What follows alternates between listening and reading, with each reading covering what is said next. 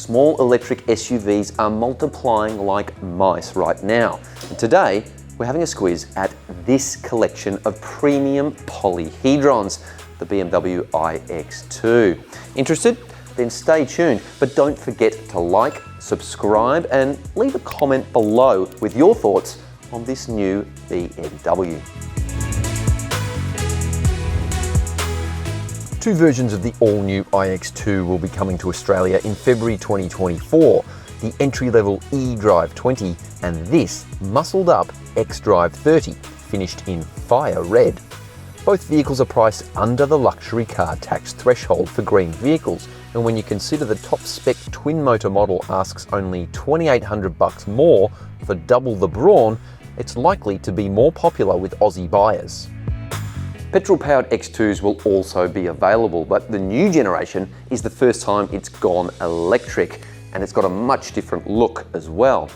I'd describe it as fractal, with lots of sharp angles and creases, and personally, I quite like it. There's a hint of the larger BMW X4 in the design, with that sporty coupe-like rear end as well, and this car has the optional $4,900 M Sport Pro package. This adds unique 20-inch alloy wheels, Shadowline exterior lights, and upgraded M Sport brakes. Direct rivals include the Mercedes-Benz EQA, which is a bit less powerful but slightly cheaper, and the upcoming Audi Q4 e-tron. This top-spec dual-motor German pumps out a very healthy 230 kilowatts of power and loads of torque, enough to propel it from 0 to 100 in just 5.6 seconds. That is not slow. In fact, it's almost as quick as the most potent petrol-powered X2, the M35i version. On a full charge, the dual-motor iX2's 65 kilowatt-hour battery provides a claimed 450 kilometre range, but in the real world, I reckon it'll be lucky to get 375 kilometres. The single motor version, which runs the same sized battery, is a little bit more efficient with a claimed 477 kilometre range, so I figure it'll do around 400 kilometres. Using an ultra-fast DC charger, BMW reckons the battery can be charged from 10 to 80% in 30 minutes, but the 130 kilowatt maximum charging rate is a bit below average these days.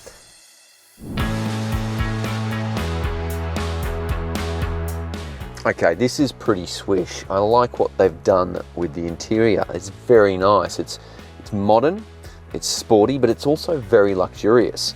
And you don't always get that with these sort of entry-level small SUVs. And the seats, tremendous, comfortable, supportive, aesthetically pleasing, tick, tick, tick. You also get twin high-def digital screens, 10.7 and 10.25 inch units joined at the hip.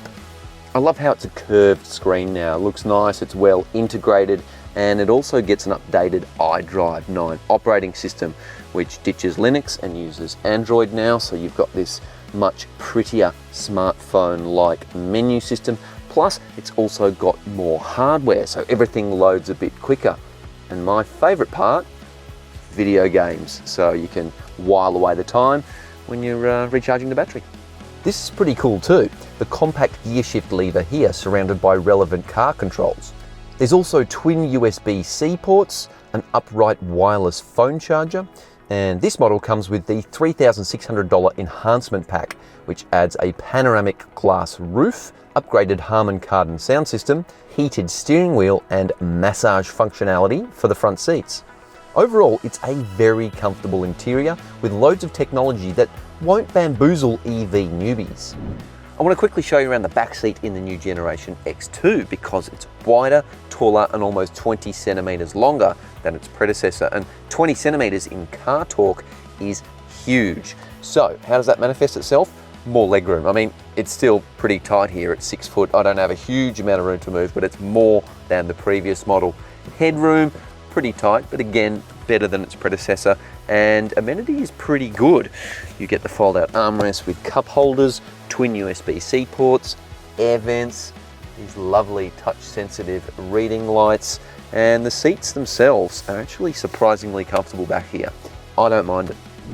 You get a powered tailgate, and I love the new boot button. And inside, it's actually a pretty big boot for a small EV. You get 525 litres of boot space, which is actually down 35 litres on the petrol model. And when you fold those seats down, you get 1400 litres, which is good, but again, down 70 litres on the petrol model because there's a giant battery lurking underneath the boot floor. Amenity, not bad. There's a light, 12-volt socket, a few little pockets, but it's disappointing there's no vehicle to load or V2L function where you can plug in like a TV or a microwave or a fridge or pretty much anything. A lot of new EVs these days have that function, and this one does not. I'm looking forward to driving this car because the last few BMW EVs have been really engaging, especially the i4 and i5.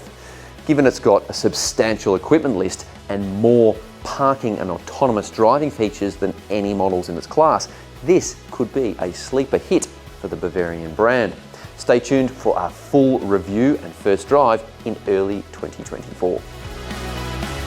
Thanks for watching. Don't forget to like the video and leave a comment below. What do you think? The design, the technology, good, bad, otherwise? Oh, and don't forget to subscribe so you don't miss out on our full review when it comes out.